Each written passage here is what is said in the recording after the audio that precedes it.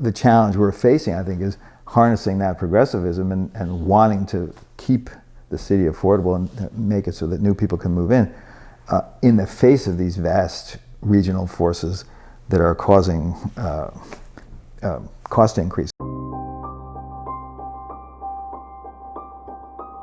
COVID launched it, really, I think. Within a couple months, it was, well, not even within a couple months. I mean, right out of the gate, it became very clear that the inventory was very low and that people were very anxious to buy something and be situated. And the prices sort of skyrocketed from there. But I'd say they've been increasing since we started recovering from 2007. If I have somebody that's in the lower brackets, most of them are not really looking in Takoma because there's not much to find. But let's just say it's gotten so that working class people will not be able to afford to live in Takoma Park very much longer. And it has to do with lack of a living wage. And I'm not putting that on Takoma Park. Takoma Park has always been progressive in all areas of social justice and fairness. But Takoma Park is not the home of any large industries that pay people. So the people who live here have to work somewhere else. And because the living wage just isn't there, it's going to make it increasingly difficult for regular people to reside in Takoma Park as we move forward.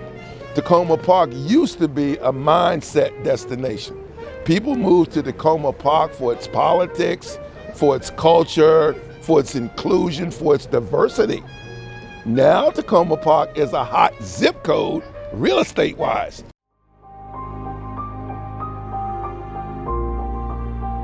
I love Takoma, and we really wanted to stay here as much as we could, but it's expensive. I mean, the housing, you're simply to have, I think it was like a 3-bedroom with 2 bathrooms, you're paying $1 million. There's no ifs, ands, or buts about it. And so you're simply priced out of an amazing place, you know, with all the things and all the amenities that this place has, you're priced out. And so what does that look like for somebody who, you know, is getting out of college? What does that look like for somebody who, you know, hasn't had the work experience that they need to make the salary that they should qualify for? You know, it's just, it's most unfortunate because they say, you know, like the process to having longevity of wealth is owning property. But if you're priced out by $1 million, you're not owning property. So you're never going to have longevity of wealth, and the circle is going to keep continue.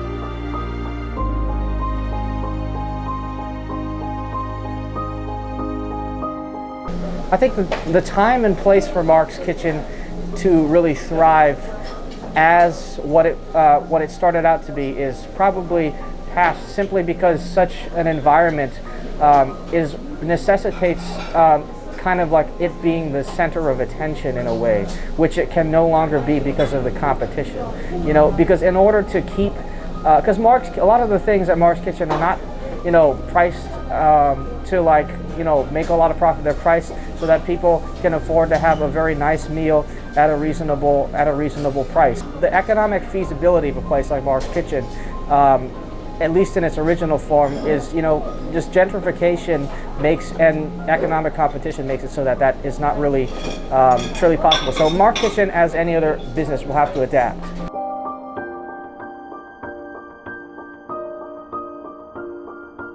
There's, of course, a long history of zoning being used in racially discriminatory ways, and I think that's something that we have to reckon with and to try to address. There are discussions underway in Montgomery County, which controls our zoning, to either eliminate or change zoning to enable potentially more lower income people to live potentially in the area that we live in, for example.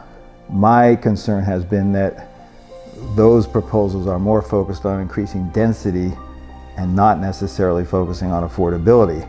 If it comes in kind of unbridled, uncontrolled, unregulated, if you let kind of the free market deal with it, I think the counterbalance to the free market's ability to maximize profits and maybe put aside people and the planet at the same time is that you have government or policies or regulations that can help balance or correct some of the problems. So if the development comes in at the Langley Park and it builds a bunch of fancy new housing and the people who used to live there can't afford to live there anymore, then there's a displacement issue, and there's an equity issue.